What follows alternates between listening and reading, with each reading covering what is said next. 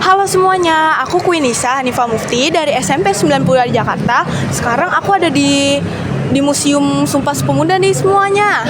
Salam Pramuka.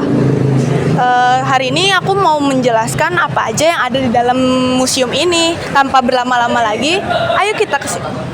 Bangunan ini merupakan cagar budaya, dilindungi Undang-Undang Nomor 11 Tahun 2010.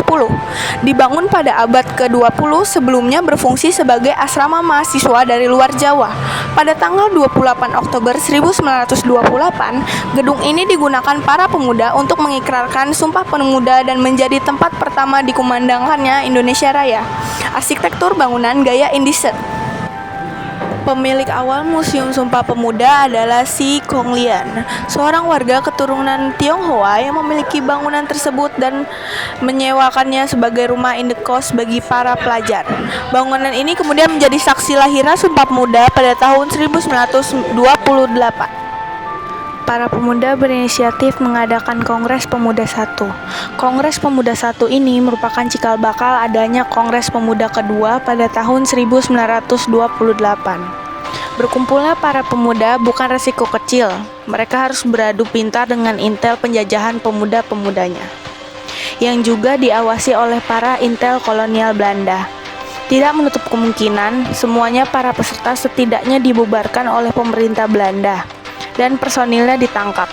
Tetapi mereka mencoba menjaga jarak agar tidak mengundang kecurigaan intel, karena para intel Belanda mencoba mengawasi mereka yang memiliki gagasan untuk merdeka.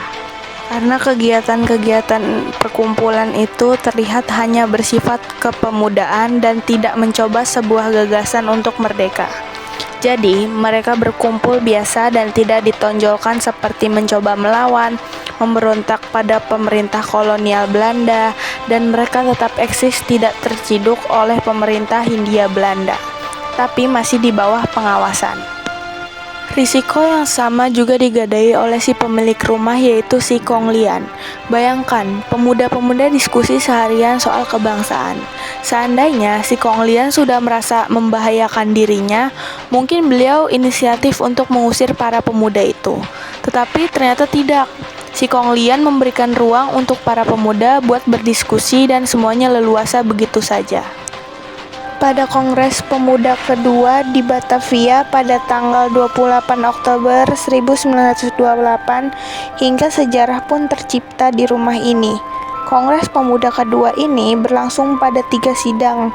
Sidang terakhir yang melahirkan Ikrar Sumpah Pemuda yang berlangsung di Kramat Raya nomor 106.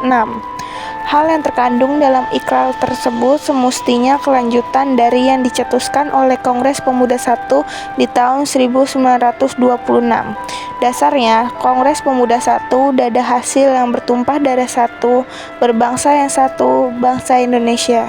Tetapi masih ada masalah yang belum diselesaikan, yakni tentang bahasa-bahasa yang dirumuskan oleh Muhammad Yamin, yang pada saat itu Palu perumus dari hasil Muhammad Yamin ingin menuliskan berjunjung bahasa Melayu, bahasa persatuan. Tak hanya ikrar pemuda, Kongres Pemuda kedua ini menjadi begitu penting, karena pada momen inilah cikal bakal lagu kebangsaan Indonesia diperdengarkan pertama kali oleh seorang wartawan yang bernama Wage Rudolf Supratman.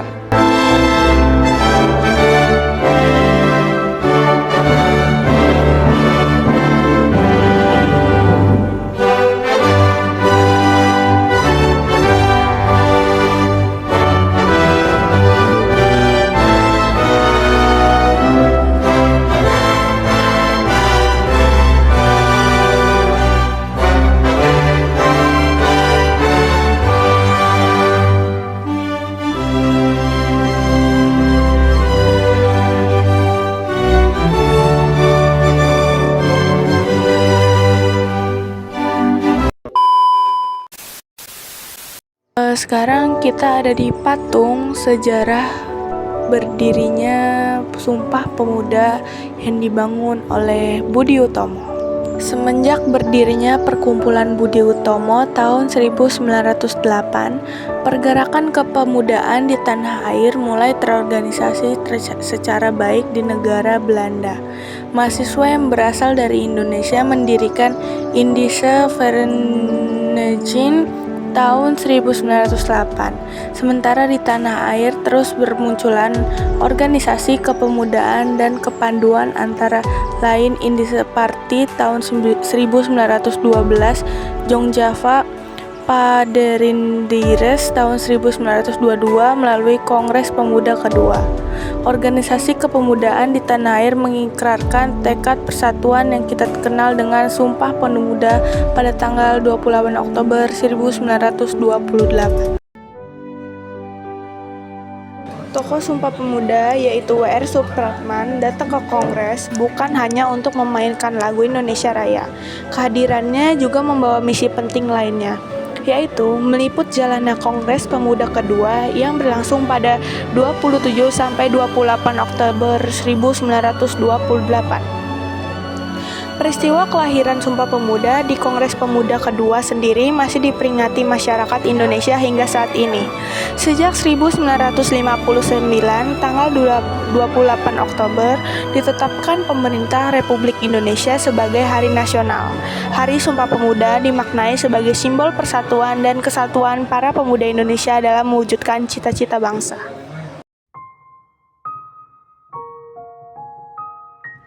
Inilah koleksi kepanduan adalah salah satu organisasi yang cukup berperan dalam Kongres Pemuda kedua, karena mereka hadir pada Kongres Pemuda kedua lewat beberapa tokoh anggota kepanduan.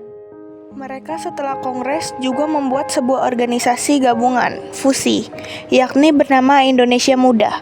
Mereka ingin menunjukkan bahwa organisasi ini bukan bersifat kedaerahan, tetapi mereka sudah memperjuangkan sebuah perkumpulan bersifat nasionalisme. Vlog Museum Sumpah Pemuda dari saya, kurang lebihnya mohon maaf. Salam Pramuka. Wassalamualaikum warahmatullahi wabarakatuh. Dadah. Down to fall in love, looking from above, and I'm flying like a dove. But you know how we do it. We here celebrating for this good occasion.